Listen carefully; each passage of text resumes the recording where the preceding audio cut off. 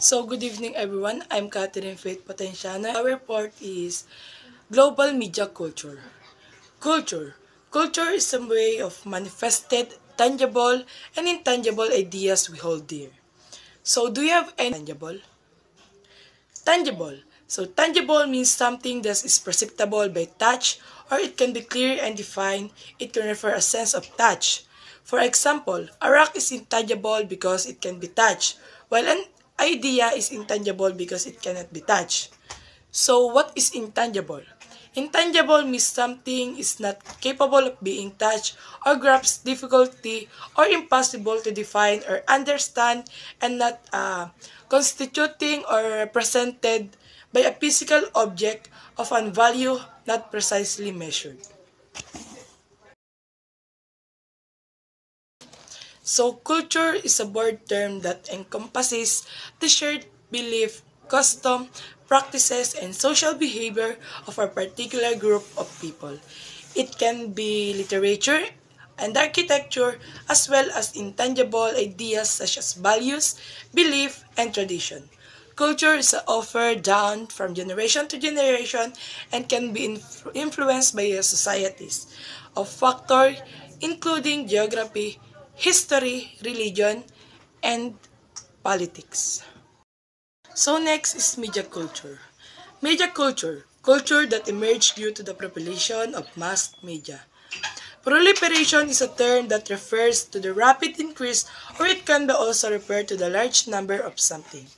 Media culture is a term used to describe the impact of mass media on culture and societies. It refers to the culture that results from American corporation or somewhere ideology and mass media. Media culture is characterized by the way in which media technologies and media content shape and influence our everyday lives, including our values, belief, and our behavior. It is related to the process of globalization, which is the increasing introduction of the world through trade and in culture exchange. So next is media culture. Media culture, culture that emerged due to the population of mass media. Proliferation is a term that refers to the rapid increase, or it can be also refer to the large number of something. Media culture is a term used to describe the impact of mass media on culture and societies. It refers to the culture that results from American corporation or somewhere ideology and mass media. Media culture is characterized by the way in which media technologies and media content shape and influence our everyday lives, including our values, belief, and our behavior. It is related to the process of globalization, which is the increasing introduction of the world through trade and in culture exchange. Next is globalization and culture. Culture flows is a term of use to refer and dynamic is a culture of the age of globalization. Global culture flows can be viewed in the different ways. One way to look at it to recognize the culture are the strongly unique from the one another and are not significantly affected by input from other cultures in the process of globalization. Next is culture differentialism. This view suggests that there are barriers which shield culture from being penetrated by external input. Next is culture hybridization. Culture hybridization, this is create process which yield combination of a global and local cultures while external input infected which internal input. So next is concept of scape. So next is concept of scape. Number one is ethnoscape, movement of people. So, ang ethnoscape ay binubuo ng barangay at mga komunidad kung saan nanggagaling ang mga OFW sa Pilipinas. Sa ethnoscape na ito, ang OFW ay nakikita bilang mga bagong bayani na nag-aalay ng kanilang sarili upang magbigay ng kabuhayan sa kanilang pamilya at sa bansa. Ang mga OFW ay nakikipag-ugnayan sa kanilang mga kamag-anak at kapitbahay habang sila ay nagtatrabaho sa ibang bansa at nagpapadala sa kanilang mga kamag-anak na nagdudulot ng pagdating ng mga kultura at ng impormasyon na nag-a-assemblate sa lokal at sa lipunan. So next number 2 is Technoscape, Fluid and Interlinked Global Technology. Ang Technoscape ay tumutukoy sa mga teknolohiya at kung paano ito nakakaapekto sa ating pang-araw-araw na pamumuhay. Halimbawa, ang paggamit ng mga smartphone, computer at iba pang teknolohiya sa pang-araw-araw na buhay.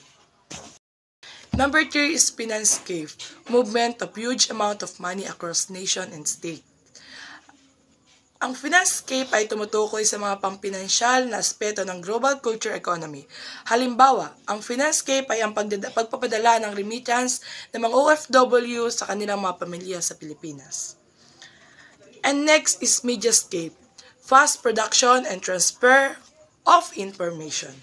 Ang Mediascape ay tumutukoy sa mga media at kung paano ito nakakapekto sa mga tao.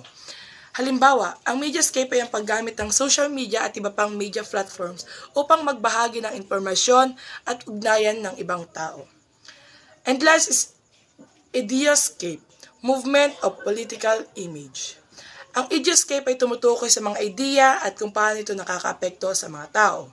Halimbawa, ang Ideascape ay ang pagbabago ng pananaw ng mga tao tungkol sa mga bagay-bagay dahil sa pagkakaroon ng access at iba pang kultura.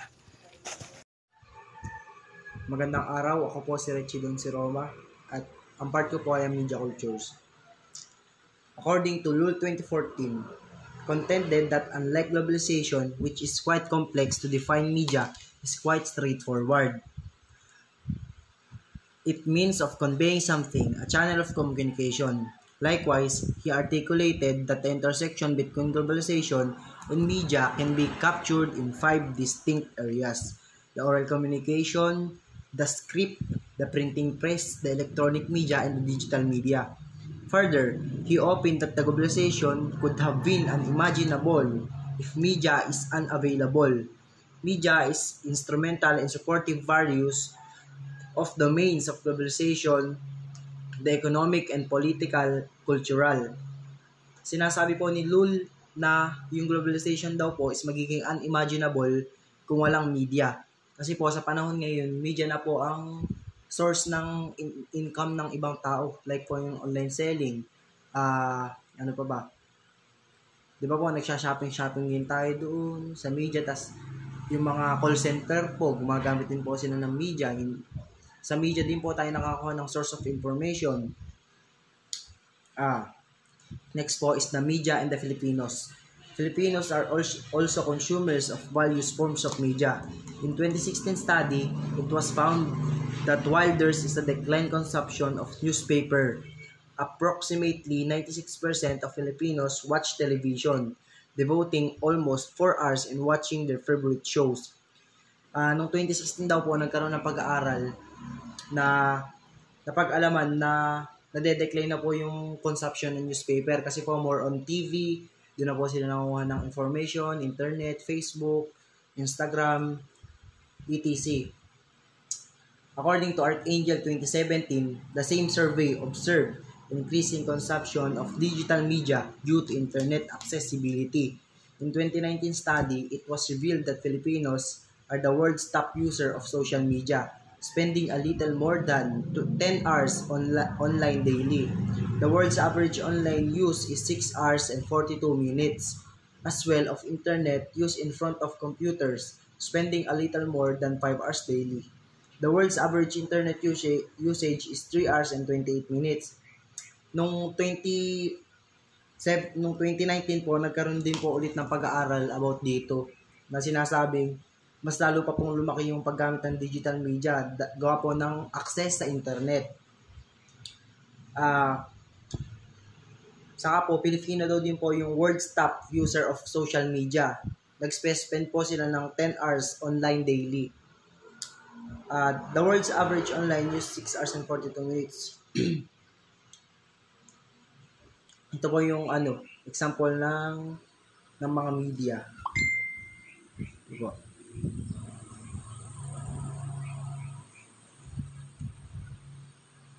Next po, issue in media cultures. In the age of globalization, there's a few issues to address: access, production, and consumption, inclusion and participation, and cultural integrity. One, access. Who has the access to media? It's something that everyone who needs it can get hold of, or there are only few groups of people has access to it because of a certain socio-economic advantage. Access. Sino daw po ba yung may mga access? Siguro po, yung mga kailangan po ng internet yung work nila, like call centers yung po. Sila po siguro yung may access. Mas malaki po yung access sa media. Production and consumption. What media contents are made available for consumption? Who decides want to produce or not to produce? What are the intention of producing? Production and consumption. Sino daw po ba yung nag-a-avail ng consumption? Sino daw po ba yung nagde-decide at nagpo-produce at hindi yung at not to produce? What are the intention of producing media? Inclusion and participation. How people represented in media. Are these portrayals empowering, diminutive? Does the media culture promote a culture of dignity? Does the media culture put forward for equality and human rights? Inclusion and participation. Para daw po ba pine-present yung people sa media? Yun daw po ba yung portrayals lang or nag-empower po sila ng diminutive? Does the media culture promote a culture of dignity? Pinopromote daw po ba ng media ang culture of dignity ng isang tao? Yung media din daw po ba ay tumutulong sa or nakakatulong sa equality and human rights? Cultural integrity. How does the media culture shape the inherent culture in the local sphere? How it could be framed in media? Cultural integrity. Nakakatulong daw po ba yung yung media sa sa buong mundo, or syempre po gaya ngayon, halos po lahat ng tao nakadepende na po sa internet, sa media, yung nila buhay. Kumbaga po, kung walang media, parang wala po. Kagaya po nung nagiging issue ng mga nakaraan na magkakaroon daw po ng solar flare, which is kung mangyayari po, sobrang laking damage or sobrang laking abala yung magagawa. Kasi po, halos karamihan po mawawalan ng trabaho kasi po, gaya po ng mga online seller, nagkatrabaho sa call center, di po tayo makakakuha ng information, wala tayong access. Hindi sa radyo po, di gagana kasi po, ang radyo po ngayon, dependent na rin po sa signal. Ay mawalan po daw ng signal kapag Yun lang po. Maraming salamat po. Good evening guys, I'm your reporter for this evening. So let's talk about religion. What is religion nga po baga? So religion is a unified system of beliefs and practice related to faith, the sacred, higher moral values. So basically, it is the set and beliefs o yung ating paniniwala at gawi based sa ating pananampalataya. So for example, we as a Christian, ano-ano nga po ba yung paniniwala at gawi natin? Diyan yung paniniwala natin na may isang Diyos, diyan yung paniniwala natin sa Biblia, diyan yung paniniwala natin sa mga santo. So ano-ano nga po ba yung mga gawin natin? Ito yung ating pagsimba, yung paggagawa natin ng Holy Week, pagsasagawa natin ng Holy Week. Sa atin yung pagdadasal. So, and also, it is the way to reach out to God. Meron tayong relationship kay God na naputol. It must be tied up. So, andyan si religion para tulungan tayo, para pagkonektahin ulit yung relationship natin na yun na naputol. And moving to secularization. Ano nga po ba yung secularization? Diminishing role of religion in the society. So basically, it is the separation of religion to government. So ba't nga po ba nangyari yung conflict na yun? It's because dahil may mga tao na naniniwala na religion had nothing to do with economic system. So naniniwala yung mga tao na yung religion is walang magagawa sa pag-unlad ng economic system natin. For example, naniniwala sila sa religion pero hindi sila naniniwala na yung religion is may gagawin para sa ating economic system. Like kung paano natin ginagastos yung pera natin, walang kinalaman yung religion dun. Kung ano yung panalangin natin, wala namang magagawa sa pagunlad ng economic system. So, nag-exist secularization dahil sa conflict na yun. And globalization of religion. Ano nga pa ba yung globalization of religion?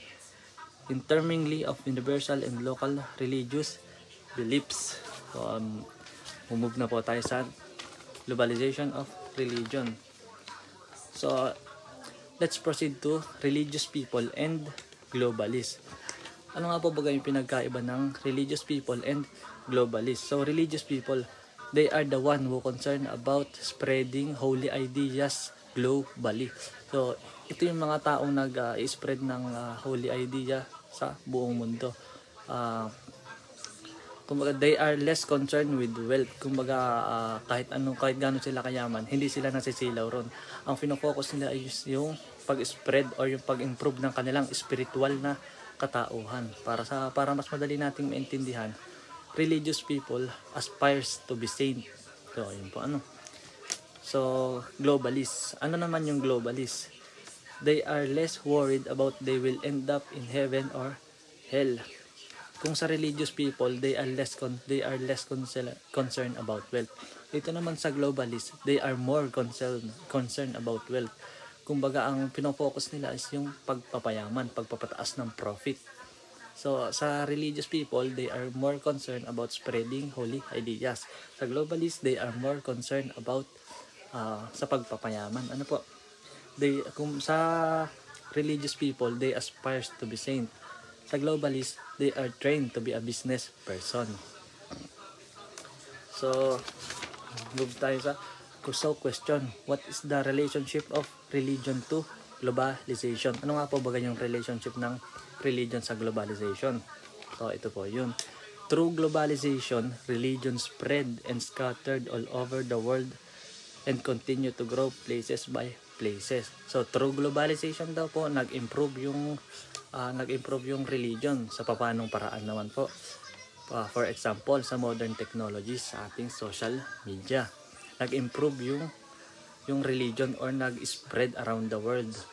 For example, yung pagpapost natin about sa religion natin through social media. For example, pagpapost natin ng Bible verse sa religion or yung pagpo-post natin ng Bible verse sa Facebook, sa Instagram, sa YouTube, or sa TikTok po yan. Or yung pag-upload natin ng context about dun sa religion natin through social media.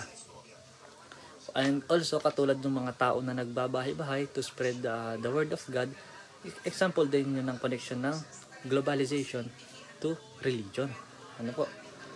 So, question naman? Ito naman po. When did globalization started influence the religion?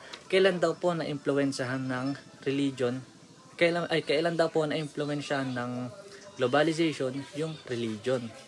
So, when trade routes led to colonization of Asia, Africa, Central and South America, religion became an integral part of colonization and later on globalization. So, try to remember the Philippine history when Magellan discovered the Philippines. So later on nun, pagka-discover niya ng Philippines, nagsagawa siya ng baptism dun sa mga Pilipino. So yung religion ng mga Pilipino dati is Islam sila nun. Islam ba?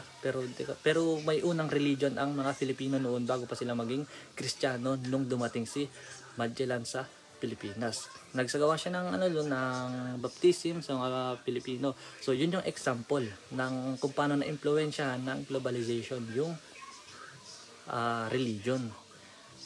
Nagkaroon na yung mga si Magellan is taga Espanya. So nag-travel hanggang sa na-discover niya yung Philippines. So dun na-impluwensyahan ng globalization yung religion. So, paano naman po nagkakaroon ng conflict? ang globalization sa religion? So religion has been regarded as new source of clash between and among people with different and similar beliefs. So yung religion daw po yung bagong naging source kung bakit nag-aaway-away yung mga tao, yung mga bansa, kahit magkapareho pa man sila ng religion. Some politics movements rely heavily on their religion. So, nagre-rely daw po yung ibang tao o yung ibang bansa sa kanilang religion. For example, kung ano po yung nangyayari ngayon sa ating kalapit bansa sa Israel at Palestine. Yun po yung example ng conflict natin between religion. Ano po? And also, example natin dun is yung Iglesia ni Cristo and sa ating mga Roman Catholic. Yun din po yung isa sa mga conflict ng globalization kasi minsan kine-question ng ibang Roman Catholic yung paniniwala ng Iglesia ni Cristo or INC. For example, kine-question nila na bakit ganun hindi sila kumakain ng dugo, bakit ganun wala sa kanilang Pasko. So yun yung kine-question nila. So nagkakaroon ng conflict, nagkakaroon ng alitan through that situation. Ano po? So, there is a conflict in the world because there are many greedy for power and they want to be the most powerful in the world. So, may mga greedy daw po sa kapangyarihan kaya nagkakaroon ng conflict yung religion. So, yun nga po, katulad nga po ng example ko kanina, yung Israel at Palestine. So, wala po tayong gustong panigan yan pero as of now, nakikita natin parang gustong sakupin na ng Israel yung Palestine. Ano po? So, kailan naman po natin ma-achieve yung global peace? Ano po? Corporations are prohibited for discriminating in the ground or race, religion, ethnicity, or gender in the conduct of business or other. So, para na po natin ma-achieve yung global peace, prohibited daw po yung pang-discriminate. So, ipinagbabawal yung pag-discriminate. So, hindi lang sa business, ano po, kahit anong skin color ka pa, mayaman o mahirap ka, dapat kang irespeto kasi ikaw ay tao. Ano po, kahit anong katayuan mo sa buhay, simulan natin sa sarili natin,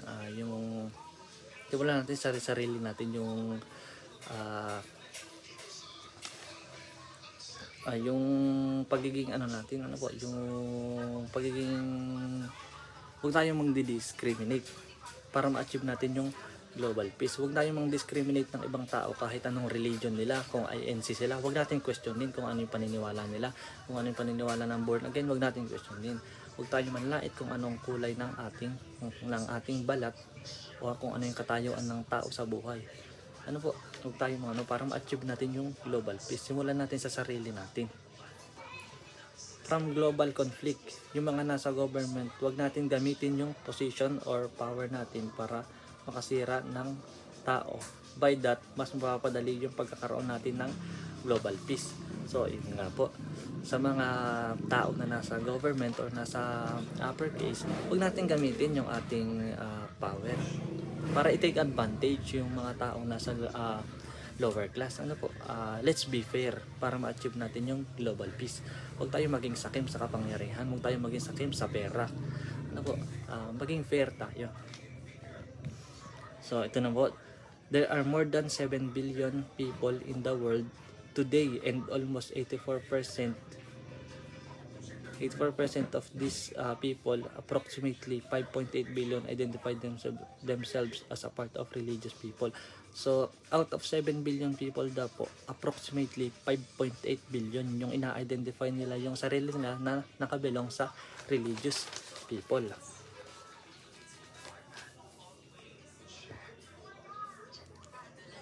So, that is the part of my report. I hope you understand it very well. Thank you, guys. Definition and the meaning of the religions. The current field, the 1995, is iterated the sociologist and definition of the religion. I unify the system of the beliefs and the practices and relatives and to suck with things that it to say the thing set is the apart and the provident beliefs and practices, which the unit into one single moral community, called church all the those who adhere to them. Mga paniniwala at gawain ito ay naglilingkod bilang isang saligang batas sa pagbuo ng isang moral na pamayanan at tinatawag na sa simbahan binubuo ng mga individual na sumasang-ayon sa mga prinsipyo. Field is continue explaining the three essential elements of this definition. First is the religion is defined as an the observable phenomena which can be studied and objectively. Second, it is thus controlled as an organized and ordered system. Third, the sacredness and the religious and entities is the collectively instructed in a social process toward a united moral community. Some people affiliate with the religion as a form of the affiliation motivation to have the positive and social interaction with a people. Van Kaffel et al. 2017. Ang affiliation motivation daw po is tumutukoy ito sa isang kagustuhan ng tao na magkaroon ng connection at pakikipag-ugnayan sa ibang tao. Others affiliate with the religion as a form of the coping with the stressful and situation what the Parliament of 1997 will refer to as a religious and coping. Religion in the age of the globalization having the articulated the meanings of the people attached to the religion and the religious and experience. The question we ask and the now is this is the time when the rapid the whispered in the globalization of economic, political, and cultural and information and process where those the religion in lie in the greater the shame of the things. Ang ibig sabihin nito ay ang tanong na inilagay ay kung saan ang fit ng relihiyon sa konteksto sa mabilisan at malawak na globalisasyon na naglalaman ng mga aspekto ekonomiya at politika. Secularization. Vic Raudmetov of 2014 addressed this question in this essay Religion and the Globalization. He started by pointing out of the rift between the study of the religion, the social science. Ayon kay Victor Raudmetov, mahalagang maunawaan daw po niya ang isang ugnayan ng relihiyon at globalisasyon sa pamamagitan ng pagtugon sa agwat sa pag-aaral upang mas maunawaan niya ang relasyon ng relihiyon at globalisasyon. I am Cons Gideon, reporter in Globalization of Religion. Lesson 17. Religious pluralism and tolerance. So, bago ako magsimula, ano nga ba yung religious pluralism and tolerance? Religious pluralism and tolerance, recognizing and tolerating the religious diversity of a society or country. Both religious pluralists and tolerant pluralists do more than simply accept without active opposition the divergent religious beliefs of others. Religious and pluralism and tolerance. We heard from the old religions that the Jewish experience of exile or diaspora when they were sent out from the land of Israel and scattered toward different parts of the world.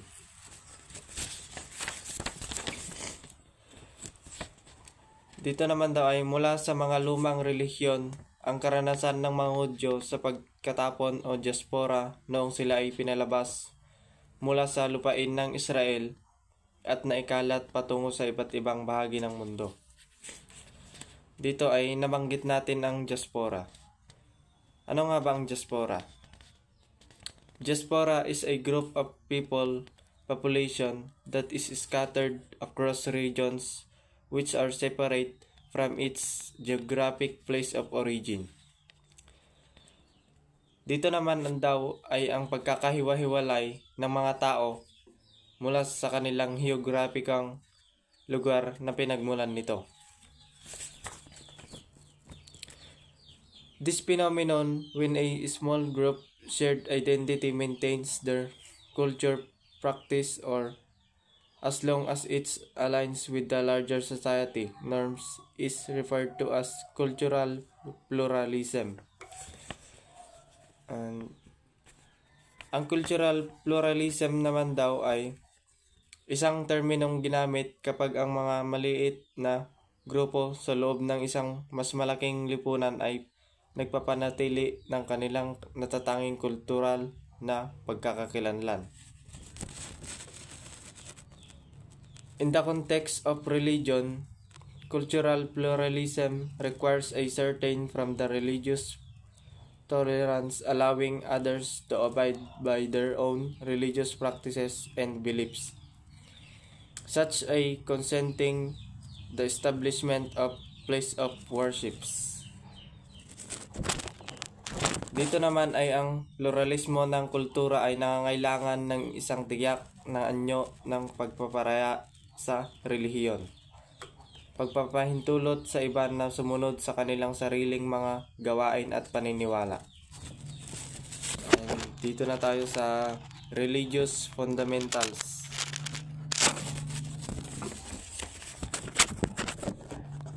IMAS 2006 opened that religious fundamental manifests in two ways: nonviolent intolerance or extreme identification with a particular religion, and violent intolerance, direct use of physical violence in pursuing subjectively defined religions missions.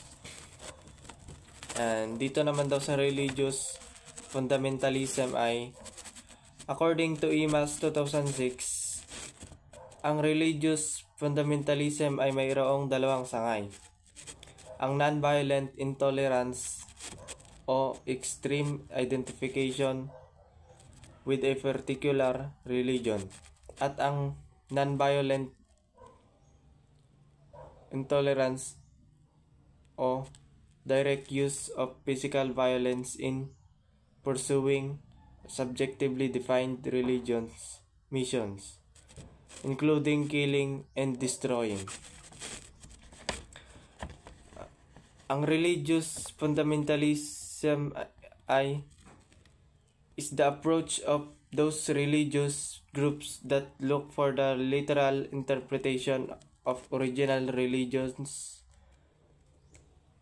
texts or books, believing that techniques obtained from this kind of reading must be used in social, economic, and political aspects. Yun lang po. Maraming salamat.